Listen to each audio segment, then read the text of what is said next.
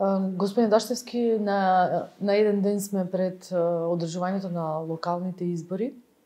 Дали Државната изборна комисија е подготвена за одржување на овие 7 локални избори?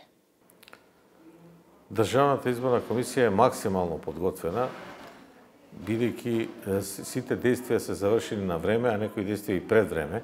Например, некои одлуки се донесени ден-два пред рокот, за да бидат достапни до органите, другите изборни органи и да бидат закачени на веб-сајтот во рок, така што е подготвена, а најголемата работа која требаше да се заврши беше вчера со дистрибуирање на материјалот за изборите, односно доверливиот изборен материјал, бидејќи има и недоверлив кој претходно се достави и тој е доставен без проблем. И се беше идеално направено, затоа што вие имавте нели изјава од директорот дека 60 тони хартија е употребена и имаме 4,5 милиони ливчиња. Тоа се треба да се достави од нас, имавме 8 екипи или 9, не сум сигурен, кои го доставува материјалот и сето тоа треба на лице место да се преброи, значи секој ливче да биде подброј точно и изводи од избирачки списоци и други материјали, дали се точно, тоа све беше направено и никаде не фалеше ништо, ни еден проблем немаше. Така што тоа идеално се заврши и денеска е во тек дистрибуцијата на уредите за биометриско гласање за биометриска идентификација на гласачите. Ќе се заврши и тоа пред време, некаде до попладне ќе се заврши. Така што и тоа ќе биде завршено и сите подготовки се готови, од утре веќе почва нели гласањето за болни и немоите лица и лица болни од ковид. Да. Веќе ги спомнавте уредите за биометриска идентификација на гласачите. Овие уреди прв пат ќе се употребат на овие локални избори во земјата. Дали е се подготвено во смисла на систем, дали пристигнаа сите уреди, дали сите ставки од договорот со Дирмалок што требаше досега да се исполнат се исполнети? И второто подпрашање во овој контекст е колку лица ќе бидат ангажирани на самиот ден на изборите, првично еве утре, кога ќе биде гласањето на болните, неимоќените, затворениците, лицата во старските домови, а потоа и во недела, кои ќе го контролираат тој систем и кои ќе бидат ангажирани на терен, во смисла доколку некој од тие уреди затаи се расипе, имаме неправилна употреба и така натаму. Па ние сето тоа го завршиме. Ова што прашувате дали се сите испорачани, испорачани се и се серверот нели пред време се испорача за да може да се полнат кога ќе биде потребно. И испорачани се 4000 уреди, испорачан е серверот и сите други придружни работи. Значи испорачани се каблови, МРЗ скенери, термални принтери, некои кабелчиња беа доволни, како тоа што е за термалниот принтер, меѓутоа екстра испорачаа 3800 кабли за места по 5 метри најмалку, за места каде што нели училница па нема можност да се приклучи. Ќе има долги кабли кои ќе може да дојдат до обивот за да си тече гласањето нормално. Имаме исто така како подарок од таму што не е тоа прескапо, меѓутоа графитни перничиња за секој случај за неписмени и за овие луѓе ако има потреба да остават отпечаток на прст на избирачкиот список. Има посебно место за тоа, а графитните перничиња нели многу попрецизни се од на мастило. Така да ни ги поклони и тие. Ни поклонија 1000 чарџери, бидејќи сватија дека овде има проблеми некои места со електрична енергија. На тие 30 места што имаше проблеми со штекери и со осветлување, преземаме мерки и тие проблеми се отстранети. Меѓутоа, знаете дека овие апарати работат на батерии, така што и да снема струја во текот на денот, Значи, веднаш автоматски се префрлува на батерии, литиумски батерии кои трајат 12 часа. Меѓутоа, за да биде безбедна компанијата, да не рече тебе батериите откажале и апаратот откажал, ни поклонија 100 чарџери, полначи како за телефони они што се, кои се вклучуваат додатно и тие работат 12 часа, така што нема никакви теоретски шанси да се прекине гласањето, затоа што имаме дупло време од потребно со кое ќе траат батериите и чарџерите. Тие ќе бидат ставени на места каде што е најризично. и ќе знаеме дека во градските средини ретко снемува електрична енергија. Колку IT експерти ќе бидат ангажирани за гласањето? Со оглед дека свативме дека е прв пат и може да се појават проблеми или лицата да не сватат, ние направивме и додатна обука, наместо 2-3 обуки. Таа траеше во овие последни 3 дена, мислам дека денеска завршува, за тие лица што ќе управуваат со ова. Да, подоцна ќе разговараме за нив, да останеме ние ќе ангажираме на терен тој ден за помош на овие што работат на апарати, на уредите, ќе ангажираме 400 лица. 320 овде од ДИК, 160 се пријавија на јавен повик и 160 од државната администрација. 320 обуката за нив ќе трае утре, бидејќи се разликува таа од оваа другата.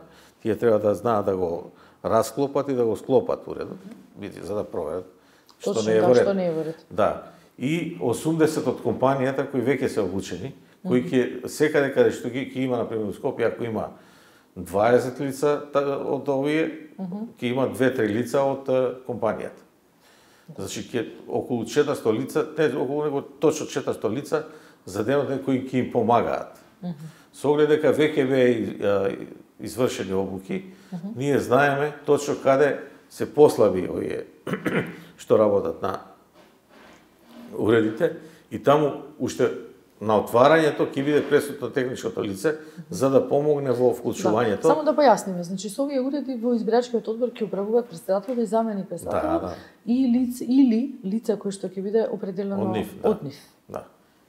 Едукацијата за овие лица, како што кажавте и самиот, треба да заврши денеска, практично петок е кога го снимаме. Не, едукацијата веќе има два циклуси поминато.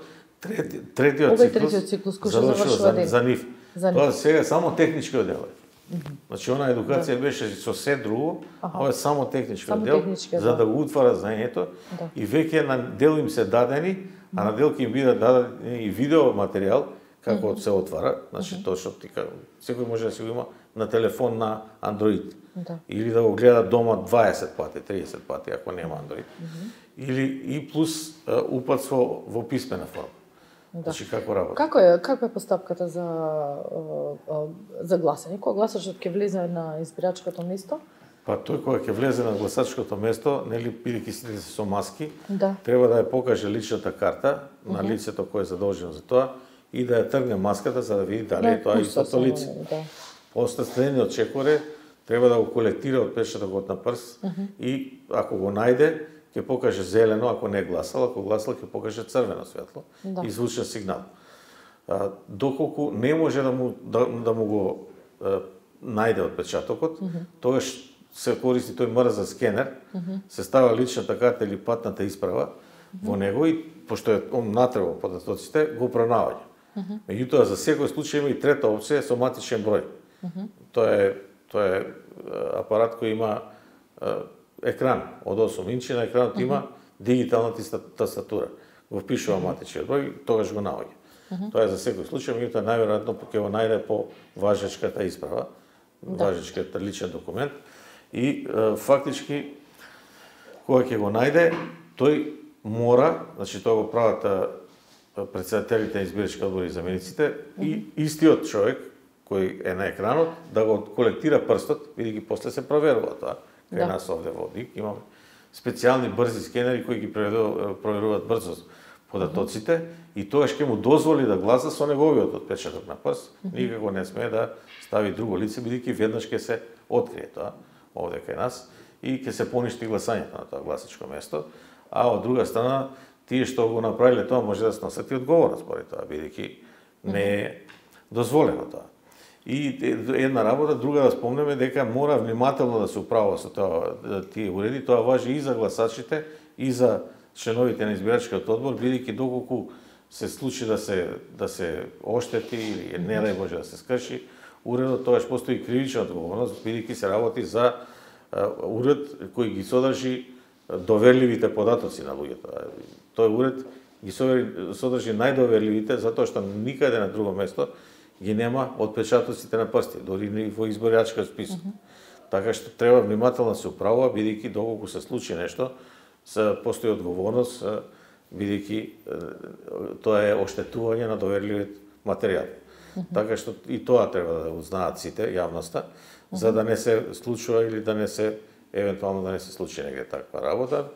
А во време на носење и после тоа тие се многу заштитени, имат кутии кои се војнички, со заштита од вода, удар, прашина и така натаму. Така што фактички нема можност нешто да се случи додека не се извади апаратот од кутијата. Да.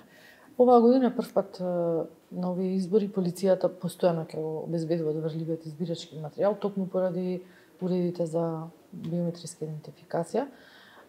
Исто така има некои други новини кои што се воведени поради употребата на уредите за биометриска идентификација. Дел од тие новини се и во делот на заштита на личното право на гласачите. Во кој случај гласачите може да поднесат приговори и жалби до Општинската изборна комисија, односно Државната изборна комисија, и во кој случај другите, односно учесниците на самите избори, политичките партии и независните кандидати имаат право да поднесат приговори за изборите. Таа новина е посебна, таа не е во врска со уредите, односно со биометриска идентификација. И таа новина е исто како оваа што рековме со личната карта и со другите. Значи, најстрашно е да не се дозволи некој што има право да не му се дозволи да гласа. И затоа треба да се бидат предвидени сите ситуации како да гласат сите луѓе. Таа е новината е кога ќе дојде гласач со важечка лична карта и важечка патна исправа, а го нема во избирачкиот список, тогаш тој ќе може да поднесе приговор до Општинската изборна комисија. Општинската изборна комисија во тој случај ќе се обрати до Државната изборна комисија, дали тој е можебе во списокот или на друго избирачко место, или е во списокот, а не е внесен во тој писмен список, бидејќи тука електронски водиме. И ако најде дека може и каде, носи решение Општинската изборна комисија дека тој може да гласа, и тогаш го остварува. Ако не, има право на тужба до управниот суд. Што доколку гласачот не биде во уредите за биометриска идентификација, биде во последниот извод од избирачкиот список? Па не може тоа да се случи, бидејќи проверено е тоа, сите идентични се списоците. Идентични се, да. Не може да се случи. Сите се од тоа избирачко место, сите што се таму се внесени и припечатени и преполнење проверено. Таква ситуација не може да се случи. Кои се роковите за поднесување на преговори за учесниците на изборите? До кога можат учесниците на изборите да поднесат рокови за поставката на гласање, за поставката на броење, за резултатите? Кои се роковите? Бидејќи вториот круг за локалните избори почнува веднаш практично од понеделник, односно. Да. Во следните 14 дена, кои се тие рокови? Тие рокови се прилично кратки. Па да, вака да скратиме, значи сите рокови со се управниот суд би требало да завршат до среда. По план, значи тие нема 48-72 сата да управен. Така што кратки се и затоа до среда ние мора сите работи да ги завршиме. Така што во понеделник е предвидено да ни се вратат и убизите ако има потреба да се прочитаат, меѓутоа и нели се најдоверлив материјал, бидејќи тие стојат во дом на АРМ и фактички да си стојат кај што стојат, да си ги чува полицијата како што ги чуваше и да се провери ако треба. Тие се многу прецизно направени по секој обележен на кој избирачко место е, во која Општинска изборна комисија и со серијски број. Така што многу лесно, а сите се ставени по општини. И многу лесно може да се знае од каде каде стои и така натаму. Така што се надевам дека се ќе биде позитивно, ќе нема да има многу преговори, нема да има потреба, според мене за тоа, и дека ќе се заврши тоа затоа што веќе од среда, односно од четврток, кога ќе завршат роковите, треба да се спремаме за вториот круг и тука ќе има доста печатење, меѓутоа повеќе од 50% од работата ќе биде завршена, затоа што советите отпаѓаат, да се големи листи, многу материјал и остануваат само по 2 градоначалници таму каде што ќе одат во втор круг. Да. Така Како што- ќе биде објавувањето на резултатите од локални избори, имајќи предвид дека овој пат има многу повеќе листи, максимален број на кандидати како за градоначалници, така за советници? Па мислам дека тоа го решивме сега нели за денот на излезноста, односно за денот на изборите излезноста и ова првите и неофицијални резултати. Нели лани беше тоа проблем и фактички падна апликацијата, па не можеше да се гледа. Сега избравме компанија која повеќе пати го правила тоа и веројатно успешно и веројатно дека добро ќе помине и сега. Меѓутоа баравме во техничката спецификација, технички диалог имаше претходно, да ни објаснат која заштита ја имаат. И тие ни објаснија дека имаат посебни заштити од тие DDoS напади, како што беше лани, Firewall и не знам кои други. Постојат сите. Така што тие тоа ќе го водат со помош на 100 луѓе од статистика ангажирани, кои ќе ги внесуваат информациите од терен. Значи, од секоја општинска мујава ги внесува и на секои 2 сата излесноста ќе се внесува во ова, а овие резултатите? Термалните принтери ќе имаат можност да ги печатат тие. Значи, за да не губиме време, веднаш ќе го испечати и ќе го прати најверојатно по мобилен на тоа лице што е задолжено да ги внесува. Така што внесувањето брзо ќе биде, а резултатите нели после тоа доаѓаат општинските овие изборни комисии во ДИК, во мнозинство и ги предаваат на ТИК, така што и тие би биле познати околу полноќ, да кажеме, после полноќ, бидејќи треба да... Нема сукцесивно да објавувате електронски како ќе ви јавуваат општинските изборни комисии, телефонски или во некоја друга комуникација? Резултати не можеме да објавуваме, бидејќи сега е малку покомплицирано со убивот, затоа што може да не се совпадат. Овие што ги кажавме некои работи, или дошло некој лице неписмено, па ставило отпечаток, или нешто друго што нема да се совпаднат, па ќе има резултати од убигот и резултати од гласањето. Па ќе се види што е разликата, така што ќе бидеме внимателни за да не кажеме едни резултати да испаднат други после. Така да ќе чекаме малку за да ги дознаеме.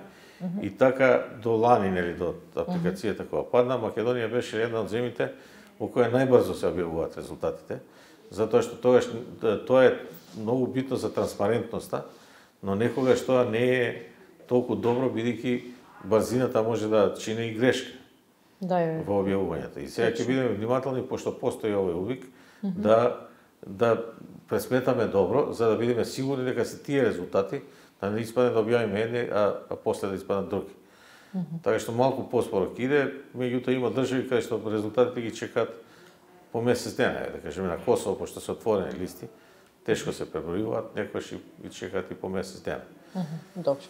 Господин Даштевски, моето последно прашање за денес е каква е вашата порека до изборната администрација првенствено, до сите учесници во целиот тој процес за организирање и спроведување на овие избори, имајќи предвид дека изборите се спроведуваат не само прв пат со уреди за биометриска идентификација, туку и со општите ковид мерки за заштита од COVID-19, имајќи предвид дека има многу голем број на учесници во самите избори, има по неколку листи за градоначалници и за советници, зависи во која општина се наоѓаме од една страна, и од друга страна каква е вашата порека до учесниците на овие избори, политичките партии, коалициите, независните кандидати?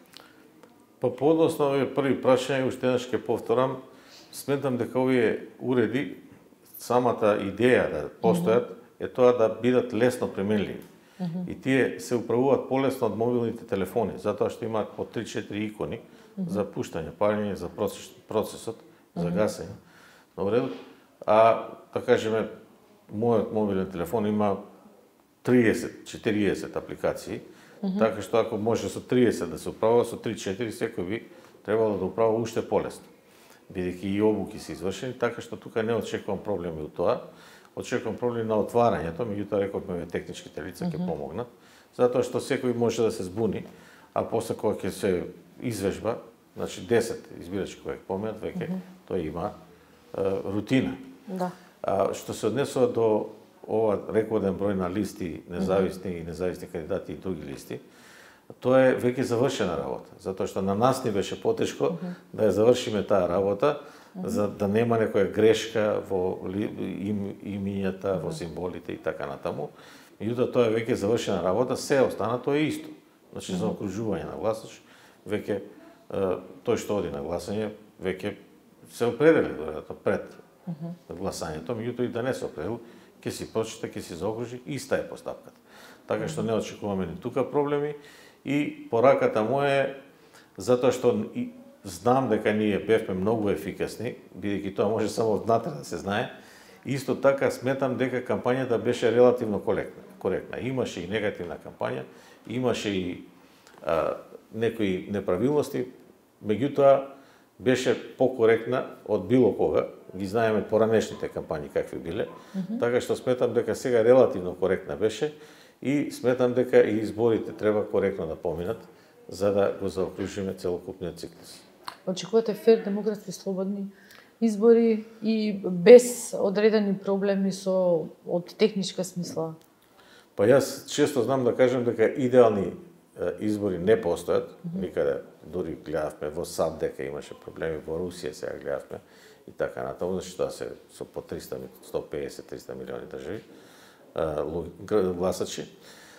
Така што идеални избори не постојат, меѓутоа се надеваме дека овие избори ќе бидат многу подобри од било кои други избори, бидејќи се воведува овој инструмент, како да кажем, гласање со печатот на прст и секако дека можеби ќе има некакви проблеми, меѓутоа ќе спречи најголем дел од нерегуларностите што постоеа кај нас, затоа и се договорија големите партии да го воведат овој начин на гласање. Господин Дарчевски, јас ви благодарам за ова интервју и ви посакувам успешен изборен викенд. Да се изразам така, бидејќи гласањето почнува во сабота, најголемиот дел од работата се справила во недела. Ви благодарам уште еднаш. Благодарам.